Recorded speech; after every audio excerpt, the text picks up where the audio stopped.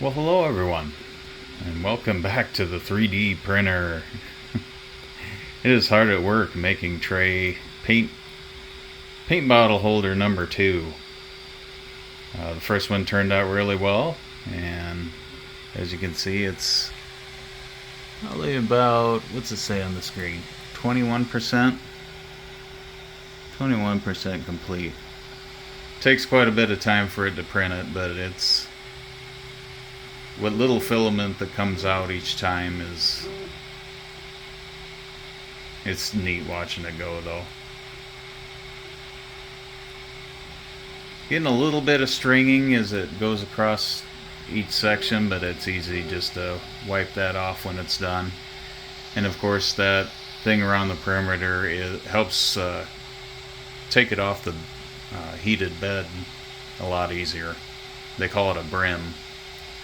And I wasn't 3D printing with a brim before, and boy is it hard to get the part off. And this is a glass bed, so I don't want to scratch it up or break it. But that's 3D printer hard at work at that. And let's cruise over to the mess here that will all be put on inside or in these holders when they're done. But as you can see right here, I got this one full already. Turned out pretty good. Had a little bit of cleanup around the holes where the bottles go inside because I didn't use supports, is what they call it in the slicer software. And I didn't do that because it added a lot of time and quite a bit of filament.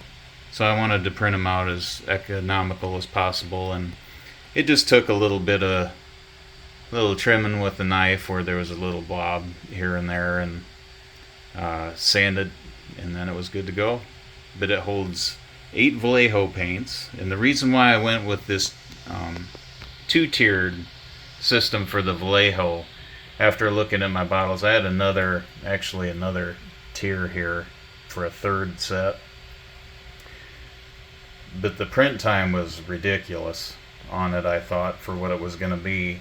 And also, like I said before, I wanted to do like my Luftwaffe paint set or my U.S.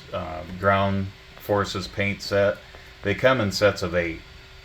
So I figured that, like I said before, when they're lined up in a row, if I want to paint my Sherman tank when it comes up, I can just slide this forward, and then I'll have all the U.S. military paints right at my disposal there in one easy section.